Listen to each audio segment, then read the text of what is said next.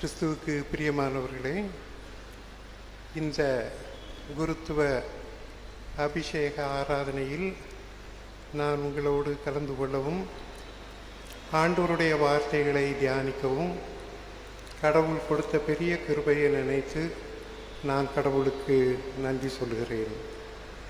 இந்த ஆராதனையில் ஆண்டவருடைய வார்த்தைகளை பகிர்ந்து கொள்ள என்னை அன்போடு அழைத்த மிகவும் மதிப்பிற்குரிய பேராயர் ஐயா அவர்களுக்கு என்னுடைய அன்பையும் நன்றியையும் வாழ்த்துதல்களையும் நான் சொல்லிக் கொள்கிறேன். இங்கே இருக்கிற ஆபீசர்ஸ் ஆஃப் த டயசிஸ், எல்லா குருக்கள், திருச்சபையின் பெரியவர்கள், திருச்சபை மக்கள், உங்கள் யாவருக்கும் என்னுடைய வாழ்த்துக்களை நான் தெரிவித்துக் கொள்கிறேன். இங்கே இன்றைக்கு அபிஷேகம் பெற வந்திருக்கிற அருமையான ஆண்டவருடைய பிள்ளைகளை நினைத்து நான் கடவுளுக்கு நன்றி சொல்லுகிறேன். இன்றைக்கு அவர்களுடைய வாழ்க்கையிலேயே மிக முக்கியமான ஒரு நாள். அவர்களுக்கு மாத்திரமல்ல, அவர்களை இது மட்டும் வளர்த்து அவர்களை ஆளாக்கி ஆண்டவருடைய ஊழியத்திற்கென்று உருவாக்கி கொடுத்த அவருடைய பெற்றோர்களுக்கு எப்பேற்பட்ட நாள். அது மாத்திரமல்ல, அவர்களுடைய எல்லா முயற்சிகளிலும் அவர்களோடு தோள் கொடுத்து நின்ற அவர்களுடைய மனைவி, பிள்ளைகள், சகோதர சகோதரிகள், நண்பர்கள், திருச்சபை மக்கள், இப்படி நிறைய பேர் இவர்களுக்கு பின்பாக இருக்கிறார்கள். எல்லாவற்றுக்கும் மேலாக ஆண்டவர் இன்று வரை மிகவும் அற்புதமாக நடத்தி இந்த நாளை காண செய்திருக்கிறார். In that sense, we must celebrate this day. இன்றைக்கு நான் என்னுடைய அருளுரையை ஆரம்பிப்பதற்காக ஒரு வசனத்தை வாசித்து அதிலிருந்து சுருக்கமாக உங்களிடத்திலிருந்து ஒரு சில கருத்துக்களை நான் தெரிந்து கொள்ள விரும்புகிறேன். பரிசுத்த மார்க்கு எழுதின நற்செய்தி நூல் 3ஆம் அதிகாரம் 14, 15 வசனம். மார்க்கு 14ஆம் அதிகாரம் 3ஆம் அதிகாரம் 14, 15 நான் வாசிக்கிறேன். அப்பொழுது அவர் 12 பேரை தெரிந்து கொண்டு அவர்கள் தம்மோடு இருக்கவும் பிரசங்கம் பண்ணும்படியாக தாம் அவர்களை அனுப்பவும், வியாதிகளை குணமாக்கி பிசாசுகளை துரத்தும்படி அவர்கள் அதிகாரமுடையவர்களாய் அவர்களை ஏற்படுத்தினார். இதற்கு சரியாக ஆங்கில மொழிபெயர்ப்பையும் நான் வாசிக்கிறேன். And he ordained 12 that they should be with him, that he might send them forth to preach, to have power to heal sickness, to cast out devils. ஆக இந்த வசனத்தில் ஒன்றை நமக்கு ஆண்டவர் சொல்லுகிறார். இயேசு கிறிஸ்து இந்த உலகத்தில் இருந்தபோது தம்முடைய சீஷர்களை தெரிந்து கொண்டு முதல் ஆர்டினேஷன் கொடுத்தார்.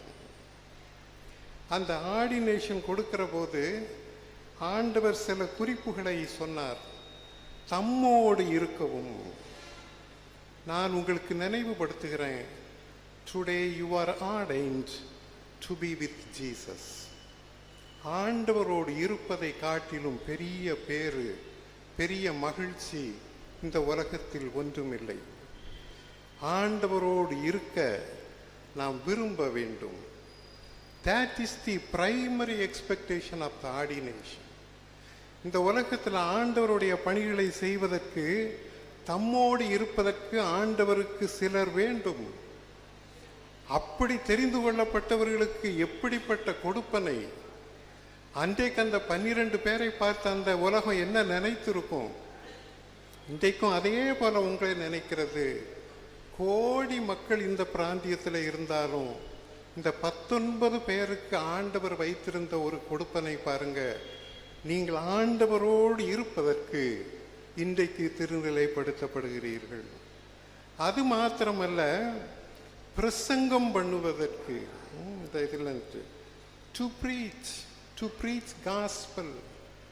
ஆகவே நீங்கள் உங்களுடைய அடிப்படையான வாழ்க்கை நோக்கத்தை புரிந்து கொள்ள வேண்டும்.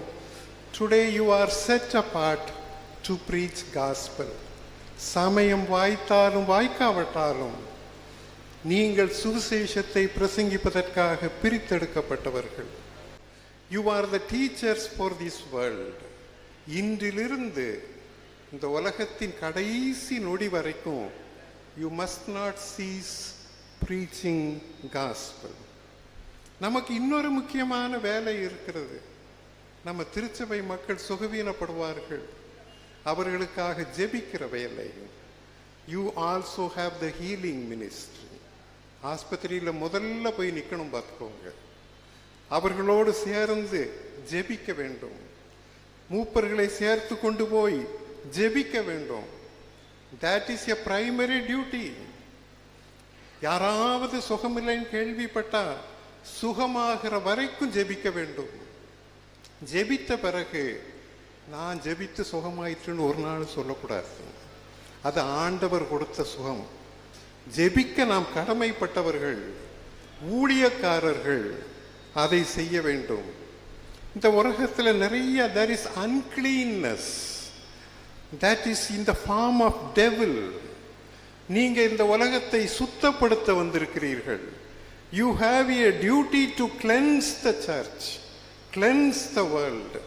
பிசாசானவன் யாரை விழுங்கலாம் என்று வகை தேடி திரிகிற போது you have a sacred work to cast out devil. எந்த வகையிலும் வருகிற பிசாசை நீங்க ஆண்டவருக்காக துரத்துவதற்கு ஆண்டவர் உங்களை சேர்த்து கொண்டிருக்கிறார். இதற்காக ஆண்டவர் உங்களுக்கு சில அதிகாரத்தையும் கொடுத்திருக்கிறார் என்பதை நாம் அறிந்து கொள்ள வேண்டும். இந்த பணியோடு இன்னும் ஒன்றிரண்டு குறிப்பையும் நான் உங்களுக்கு சொல்ல வேண்டும். இதை செய்கிற போது ஒன்றை நாம் நினைத்து கொள்ள வேண்டும். இந்த ஊழியம் கர்த்தரிடத்திலிருந்து வருகிறது.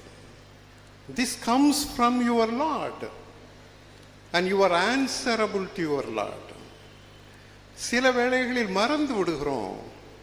Where does this come from? எப்பொழுதும் நினைவில் படுத்திக் கொள்ளுங்கள். This comes from our Lord. கடவுள் கொடுக்கிற இந்த ஊழியம், இந்த ஊழியத்தை நீங்கள் சிறப்பாக செய்ய வேண்டும். உங்களுடைய திருச்சபை மக்களுக்கு தெரிந்திருக்க வேண்டும், கடவுள் கொடுத்த ஒரு ஊழியத்தை இந்த மனிதன் தாங்குகிறார் அப்படின்ட்டு. They should know this. The world must testify that this ministry is from God. உங்களோடு நீங்க ஊழியம் செய்கிற போது ஆண்டவர் இன்னொரு வார்த்தையும் சொன்னார் பார்த்துக்கோங்க. அதிகாரத்தை கொடுக்கிறேன். I give you power. I give you authority. எப்பேற்பட்ட அதிகாரம் தெரியுமா உங்களுக்கு? மத்தேயு 16ஆம் அதிகாரம் 19ஆம் வசனத்துல, பரலோக ராஜ்யத்தின் திறவுகோல்களை நான் உனக்கு தருகிறேன். இன்றைக்கு நீங்க ஏத்துக்கிடுவீங்களா? Are you able to accept this? அந்த இதுல என்ன, நீங்கள் பரலோகத்தில் கட்டவிழ்க்கிறது எதுவோ, பூலோகத்தில் கட்டவிழ்க்கிறது எதுவோ அது பரலோகத்தில் கட்டவிழ்க்கப்பட்டிருக்கும். நீங்கள் பூலோகத்தில் கட்டுகிறது எதுவோ அது பரலோகத்தில் கட்டப்படும். How do you understand God's word? இந்த கட்டுவது என்ன, கட்ட அவிழ்ப்பது என்ன? It is preaching God's word.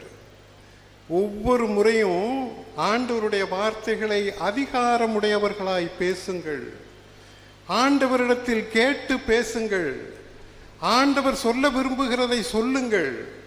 அப்படி சொல்லுகிற போது சில நேரம் நீங்கள் கட்ட வேண்டும், சில நேரம் அவிழ்க்க வேண்டும். நான் இயேசுநாதருடைய வாழ்க்கையிலிருந்து ஒரு உதாரணத்தை சொல்லுகிறேன் பார்த்துக்கோங்க. அவிழ்ப்பது என்ன அப்படின்னு கேட்டா, இந்த உலகம் தேவையில்லாமல் சில நேரத்தில் நம்மளை கட்டி வைக்கும் போது ஆண்டவர் அவிழ்ப்பார். உதாரணமா, ஓய்வு நாளில் ஒரு வேலையும் செய்யக்கூடாது அப்படின்ட்டு கட்டி வைப்பார்கள். அப்போ ஆண்டவர் சொன்னாரு, நல்ல காரியங்களை செய்யுங்கள், அதற்கு ஒன்று தடையில்லை. இதுதான் அவிழ்ப்பது. கட்டுவது என்னன்னு கேட்டீங்கன்னா, சில நேரம் அவிழ்க்கப்பட்டிருக்கும், அதை கட்ட வேண்டும். உதாரணமா ஒரு கட்டளை இருந்தது, விபச்சாரம் செய்யக்கூடாது. அப்ப என்ன நினைத்தாங்கன்னு கேட்டீங்கன்னா, தவறான உறவுகள் இருந்தா விபச்சாரம் நினைத்தாங்க. ஆனா இயேசுசாமி அதை எப்படி கட்டினாருன்னு கேட்டீங்கன்னா, ஒரு பெண்ணை அல்லது ஒரு ஆணை நீ இச்சையோடு பார்த்து விட்டால் நீ விபச்சாரி ஆயிட்டே. ஆண்டவர் கட்டிட்டாரு பார்த்துக்கோங்க. விபச்சார எண்ணமே இல்லாத ஒரு பரிசுத்தம் நமக்கு வேண்டும். உங்களுக்கு அவிழ்க்கவும் தெரிய வேண்டும், உங்களுக்கு கட்டவும் தெரிய வேண்டும் என்பதை நீங்கள் அறிந்து கொள்ள வேண்டும். You have a calling, you have an authority. நீங்கள் இதற்காக ஆண்டவரோடு இருந்து செயல்படுங்கள். ஆனால் இந்த அத்தாரிட்டி, இந்த பவர் என்றெல்லாம் சொல்லுகிற போது இன்னொன்றையும் நான் உங்களுக்கு சொல்ல வேண்டும். எப்படிப்பட்ட அதிகாரத்தை ஆண்டவர் நமக்கு கொடுத்திருக்கிறார் அப்படின்னு கேட்டிங்கன்னா, we must have a shepherd's heart. ஒரு மேய்ப்பனின் இதயத்தோடு பணி செய்ய வேண்டும். ஒரு மேய்ப்பன் ஆட்டுக்குட்டிகளை பாதுகாப்பது போல நீங்கள் பணி செய்ய வேண்டும். அதான் அந்த இதில்ட்டு தன்னுடைய இருதயத்திற்கு ஏற்ப மேய்ப்பர்களை எழுப்புவார். பைபிளில் போட்டிருக்கா இல்லையா? இயேசுசாமி பேதுருவினிடத்தில் ஊழியத்தை ஒப்பு கொடுக்கிற போது கூப்பிட்டு கேட்டாரு, சீமோனின் குமாரனே, யோனாவின் குமாரனாய் சீமோனே, நீ என்னிடத்தில் இவர்களை காட்டிலும் அன்பாயிருக்கிறாயா? என் ஆட்டுக்குட்டிகளை மெய். நீ இவர்களை காட்டிலும் அன்பாயிருக்கிறாயா? அப்படின்னா என் ஆட்டுக்குட்டிகளை மேய்க்கலாம். இன்னும் ஒரு தடவை உறுதிப்படுத்துகிறார், நீ என்னை இவர்களை காட்டிலும் நேசித்தா tend my flocks. அப்படின்னா என்ன அர்த்தம்னு கேட்டிங்கன்னா, ஆட்டுக்குட்டிகளை மேய்ப்பது போல வளர்த்து வாருங்கள். அதுக்கப்புறம் பேதுருவுக்கு பின்னால் வந்த எல்லா ஊழியக்காரர்களும் நாம் இதை தெரிந்து கொள்ள வேண்டும். ஒரு shepherd, to be in the heart of the shepherd. கடவுள் தன்னை அப்படித்தான் அறிமுகப்படுத்தி கொண்டார். நான் நல்ல மேய்ப்பன், என்னை போல. பேதுருட்ட ஆண்டவர் கேட்டார் பார்த்தீங்களா, பேதுரு பிறகு எப்படி மற்றவர்களை உருவாக்கினார் அப்படின்னு கேட்டீங்கன்னா, அந்த இதில் 1 பேதுரு 5ஆம் அதிகாரம் 2ஆம் வசனத்தில், உங்களிடத்தில் உள்ள தேவனுடைய மந்தையை நீங்கள் மேய்த்து கட்டாயமாக அல்ல, மனப்பூர்வமாக, ஆதாயத்துக்கு அல்ல, உற்சாக மனதோடு மேய்த்து வாருங்கள். We are called for a shepherding ministry. எப்பொழுதும் நீங்கள் உறுதிப்பட்டு கொள்ளுங்கள். You B affirmed. கடவுளிடத்தில் இருந்து வருகிற ஊழியம் பெரிய ஊழியம். It cannot be equal. George Bush president ஆன உடனே அவருடைய நெருங்கிய நண்பராகிய பில்லி கிரஹாமை கூப்பிட்டு, you must take part in my administration அப்படின்னு கேட்டார். இங்கே அரசு பதவிகளுக்கு நீங்கள் வர வேண்டும் அப்படின்னு கேட்டார். அதுக்கு பில்லி Graham, forgive me Mr. President, I am called to preach gospel, I am called by my Lord, and that is the highest position in this world. நீங்கள் கொடுக்கிறது அதை விட கொஞ்சம் குறைவானது, நான் இப்போ அதை விட உயர்ந்த பதவியில் இருக்கிறேன், அந்த உரம் வேண்டும். You are in the highest position in this world. Be affirmed. அந்த இதில் ரெண்டாவது ஒன்றை சொல்ல வேண்டும். இந்த ஊழியம் கர்த்தருடையதுன்னு சொல்லும் போது, the one who calls you is faithful. அந்த இதில் யாத்திராகமம் 3ஆம் அதிகாரம் 11ஆவது வசனத்தில் மோசே தேவனை நோக்கி, எகிப்திலிருந்து அழைத்து வர நான் எம்மாத்திரம் என்று சொன்னார். அதற்கு அவர், நான் உன்னோடு இருப்பேன். நீ ஜனத்தை எகிப்திலிருந்து அழைந்த பிறகு இந்த மலையில் தேவனுக்கு ஆராதனை செய்வீர்கள், நான் உன்னை அனுப்பினேன் என்பதற்கு இதுவே அடையாளம். இன்றைக்கு ஆர்டினேஷன் ஆகிற உங்களுக்கு ஆண்டவர் சொல்றாரு, நான் உங்களோடு இருப்பேன். எப்படி நான் சொன்ன மாதிரி மோசை அந்த மலைக்கு திருப்பி கொண்டு வந்து நிப்பாட்டினோ, அது மாதிரி உங்களை எதற்காக அழைத்தேனோ அதை நான் நிறைவு செய்து பார்ப்பேன். நான் நிறைவு செய்து பார்க்கும்போது என்னை நீங்கள் அறிந்து கொள்வீர்கள். கடவுள் உங்களோடு இருப்பார். எரேமியா ஆண்டவரை பார்த்து என்ன சொல்லிட்டாருன்னு கேட்டீங்கன்னா, நான் சிறு பிள்ளையா இருக்கிறேன்.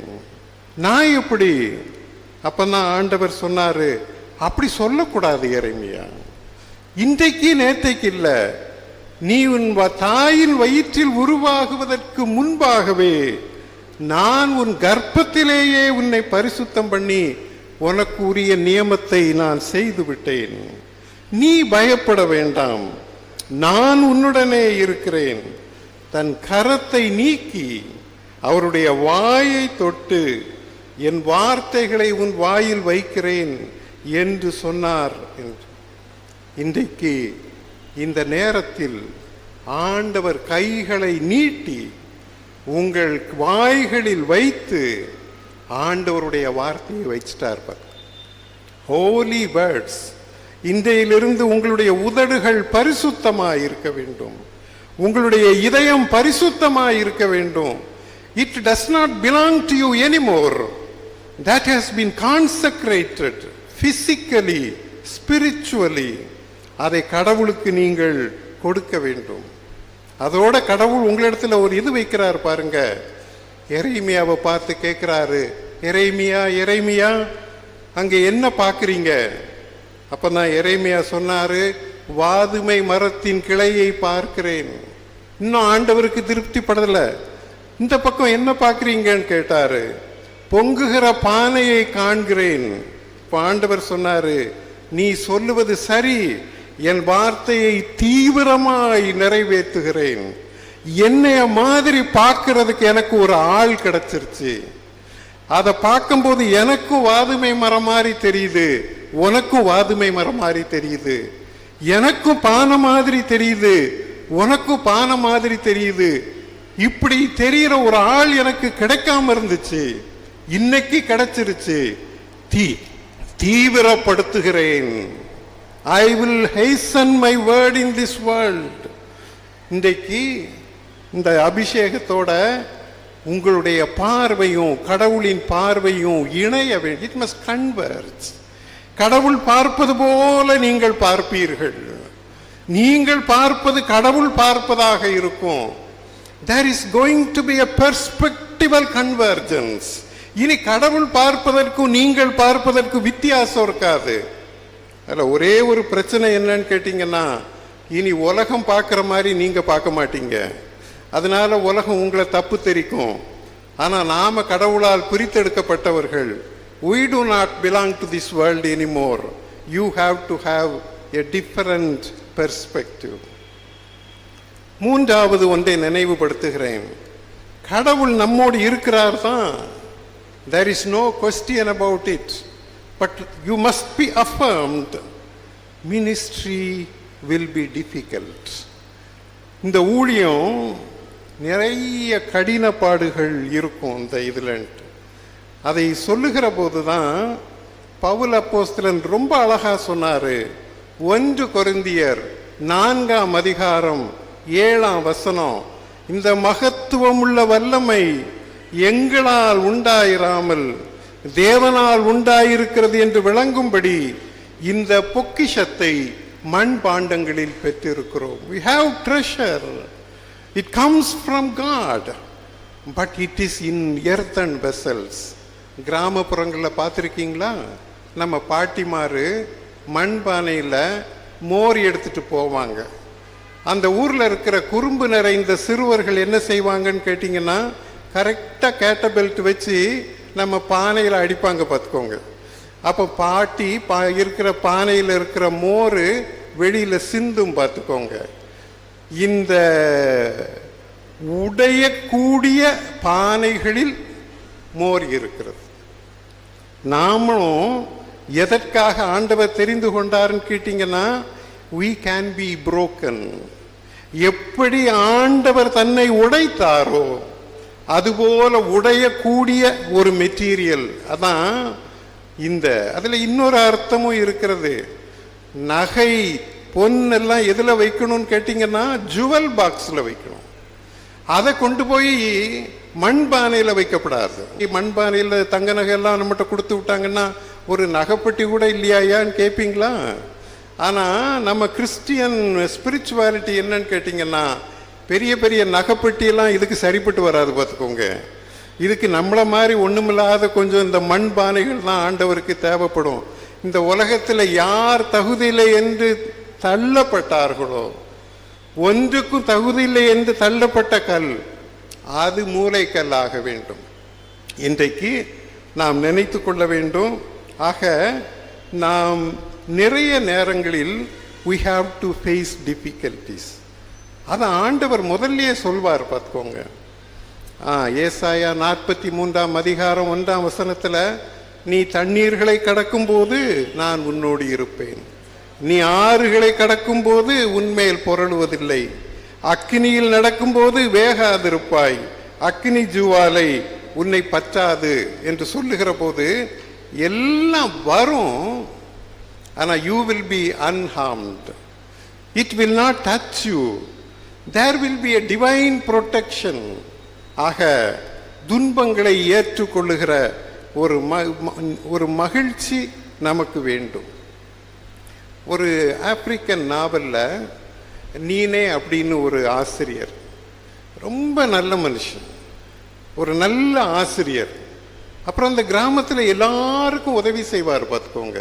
லெட்டர் எழுதி கொடுக்கறது, ஆஸ்பத்திரி கூட்டிகிட்டு போகிறது, அவங்களுக்கு எல்லா காரியத்தையும் சொல்லி கொடுக்கறது, ஊருக்கே ஒரு உதவி. அந்த ஹெட் மாஸ்டர் பார்த்துக்கிட்டே இருப்பார். ஆனால் இப்படி எல்லாருக்கும் உதவி செய்கிறதுனால, எல்லாருக்கும் நல்லவராக இருக்கிறதுனால அவருக்கு நிறைய எதிர்ப்பு, நிறைய கஷ்டம். இந்த ஹெட் மாஸ்டருக்கே பொறுக்காம ஒரு நாள்,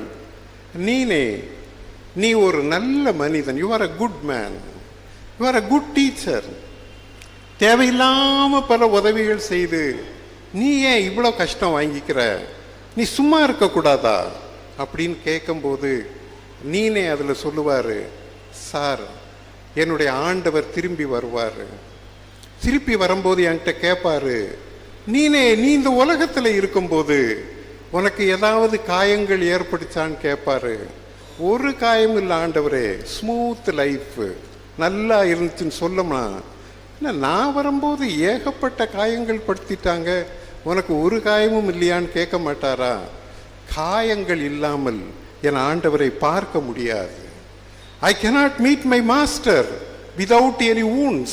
அதனால காயங்களை சம்பாதிக்கிறேன், என் காயங்களை என் ஆண்டவரிடத்தில் காட்ட வேண்டும். நான் இன்றைக்கு உங்களுக்கு சொல்லுகிறேன், உங்களை காயப்படுத்தும் போது, உங்களை துன்பப்படுத்தும் போது மகிழ்ச்சியோடு உங்க மனசுல நினைச்சுக்கோங்க, ஆண்டவர்கிட்ட காட்டணும், இதை ஆண்டவர்கிட்ட காட்டணும். நீங்க ஆண்டவருடைய பிள்ளை இல்லையா? ஆண்டவர்கிட்ட காட்டுவதற்கு காயங்களை சேர்த்து வையுங்கள். Let your body be wounded, let your mind be wounded, let your psyche be wounded, let them wound you. Earn your wounds. ஆண்டவரிடத்தில் காட்ட வேண்டும். நானும் நிறைய காயங்கள் வச்சிருக்கேன். ஆண்டவரிடத்தில் காட்டுவதற்கு 40 வருஷமாக பெற்றுக்கொண்ட காயங்கள். நான் மூத்த சகோதரனா உங்களுக்கு சொல்றேன், அனுபவம் இல்லாம பேசக்கூடாது. என் அனுபவத்திலிருந்து சொல்றேன், நிறைய காயங்கள், plenty of wounds, but the Lord has never failed me. The smile never vanished from my face. எப்பொழுதும் என்னுடைய முகத்தில் சிரிப்பு இருந்தது, என் இருதயத்தில் மகிழ்ச்சி இருந்தது, வாழ்க்கையில் நிறைவு இருந்தது. அதை உங்களுக்கு தருகிறேன், அதை உங்களுக்கு சொல்லுகிறேன். நீங்கள் அப்படிப்பட்ட ஒரு நல்ல வாழ்க்கை வாழ ஆண்டவர் உங்களை அழைக்கிறார். ஒன்று சொல்லி நான் நிறைவு செய்கிறேன். எல்லாம் சொல்லிட்டா, finally there is one more thing, you are a blessing. நீங்கள் ஆசீர்வாதம், உங்களுக்கு நிறைய ஆசீர்வாதங்கள் இருக்கிறது. There will be countless blessing. Abraham கடவுளால் அழைக்கப்பட்ட போது ஆபிரகாம்கிட்ட கடவுள் சொன்னாரு, நான் உன்னை ஆசீர்வதித்து உன்னை பெருமைப்படுத்துவேன், நீ ஆசீர்வாதமாயிருப்பாய். I will make your name great. உன்னை ஆசீர்வதிக்கிறவர்களை ஆசீர்வதிப்பேன், உன்னை சபிக்கிறவர்களை சபிப்பேன். All the families of the earth, பூமியின் எல்லா வம்சங்களும் உன்னால் ஆசீர்வதிக்கப்படும் என்று சொல்லுகிற போது you are going to be a blessing. கடவுள் உங்களை ஆசீர்வாதங்களால் நிரப்புவார். நீங்க போகிற ஆலயம் ஆசீர்வதிக்கப்படும். நீங்க காலெடுத்து வைக்கிற கிராமம் ஆசீர்வதிக்கப்படும். நீங்க ஜெபிக்க போகிற அந்த வீடு ஆசீர்வதிக்கப்படும். நீங்க ஜெபிக்க போற அந்த ஆஸ்பத்திரியில கடவுளுடைய ஆசீர்வாதம் இருக்கும். யோசேப்பு தங்கியிருந்த வீட்டில் கடவுளை அறியாத மனிதன் பார்த்தான், கடவுள் இவரோடு இருக்கிறார் அப்படின்னு பார்த்துக்கிட்டாரு. பார்த்துக்கோங்க. தானியேல் பாபிலோன்ல இருக்கிற போது அரசர்கள் புரிந்தார்கள், இந்த தானியேலோடு கடவுள் இருக்கிறாரு அப்படின்ட்டு. It is a great blessing to be a pastor. எப்படியெல்லாம் அப்படின்னு கேட்டீங்கன்னா, ஒரு திருச்சபைக்கு போகிற போது உங்களிடத்துல அவர்கள் பாராட்டுகிற அன்பு, that is going to be a great blessing. பல குடும்பங்கள் உங்களை நேசிப்பார்கள். what a blessing. வாழ்க்கையில பல மேடு பள்ளங்கள் வருகிற போது ஏதோ ஒன்று உங்களை தூக்கி கொண்டு வருவது போல உணர்வீங்க இல்லையா? that will be a blessing. ஒரு பிறந்த பச்சை குழந்தைய தூக்கி ஞான ஸ்நானம் கொடுப்பீங்க பார்த்தீங்களா? that is going to be a blessing. ஒரு கிராஜுவேஷன் செரிமனில நீங்க போய் உங்க பிள்ளைகளை ஜெபம் பண்ணுவீங்க இல்லையா? that will be a blessing. ஒருத்தர் மரிக்கும் போது பெட்ல பக்கத்துல உட்கார்ந்து அவர் அனுப்பி வைப்பீங்க இல்லையா? that will be a blessing. யோபுவுக்கு 1000 ஆசீர்வாதம் இருந்தது, ஆனா ஒரு ஆசீர்வாதம், the blessing of the dying came upon me.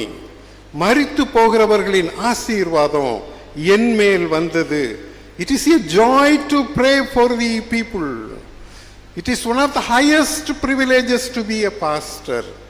அதனால அப்போஸ்தலனாகிய பவுல் சொல்லுகிற அதே வார்த்தை 1 தீமோத்தேயு 1:12 சொல்லி நான் நிறைவு செய்கிறேன். என்னை உண்மை என்று எண்ணி இந்த ஊழியத்திற்கு ஏற்படுத்தினபடியால் அவரை ஸ்தோத்திரிக்கிறேன். நீங்க உண்மை உள்ளவர்கள் அப்படின்னு ஆண்டவருக்கு தெரியும். உங்களை நம்பி ஆண்டவர் உங்களை ஆர்டைன் பண்ணுகிறதினால், ஏற்படுத்துகிறதினால் நான் ஆண்டவரை ஸ்தோத்திரிக்கிறேன் என்று எல்லோரும் சொல்லுங்கள். Be thankful, be joyful. God bless you, God bless your ministry. கர்த்தர் தாமே இந்த வார்த்தைகளை ஆசீர்வதிப்பாராக.